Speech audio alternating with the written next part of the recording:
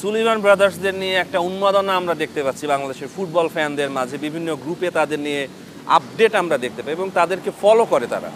তো আসলে সুলিভান ব্রাদার্সরা তাদেরকে আমরা কবে নাগাদ বাংলাদেশে দেখতে পাবো?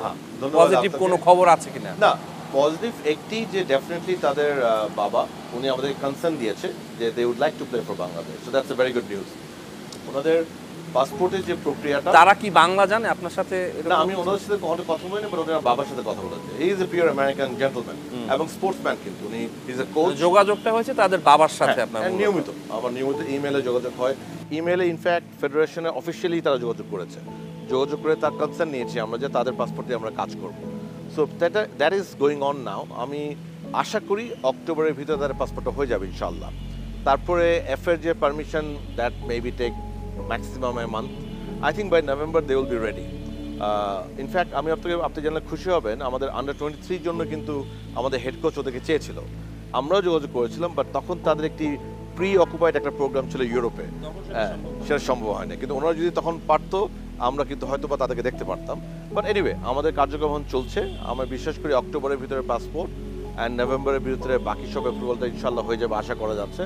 তারপরে এটা তো আসলে হেড কোচের উপরে, টেকনিক্যাল টিমের উপরে যে নেক্সট কোন টিম তারা ডিসাইড করবে আসলে যে কারা আসবে। একই সাথে তাদের অ্যাভেলেবিলিটি, যেমন এবার 23 আমরা চেয়েছিলাম বাট তারা সবাই দিতে পারে নাই।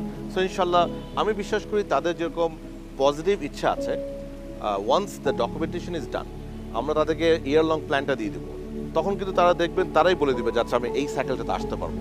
দে আর প্রফেশনালস, কোনো সন্দেহ নেই। ওনার বাবার সাথে আমি কয়েকবার কথা হয়েছে আমার, এক্সট্রিমলি জেন্টলম্যান এবং extremely professional. So I think once the documents are done তাদেরকে পেতে আমাদের খুব একটা দেরি হবে না।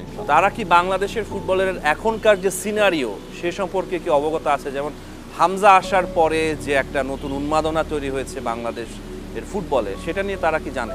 দেখুন, আমি বিশ্বাস করি যে ডেফিনেটলি তারা দেখছে, বাট এক্ষেত্রে আমি বিশেষ করে ফ্যান গ্রুপ থেকে ধন্যবাদ জানাতে চাই, বিকজ ফ্যান গ্রুপ থেকে তারা যেভাবে ভালোবাসা এবং রেসপন্স পায়, আমি মনে করি তাদের যে সিদ্ধান্ত কিংবা তার বাবার যে সিদ্ধান্ত যে হ্যাঁ তারা বাংলাদেশের জন্য খেলতে চায়, সেটার একটি সিংহভাগ কিন্তু দিয়েছে ফ্যান গ্রুপরাই।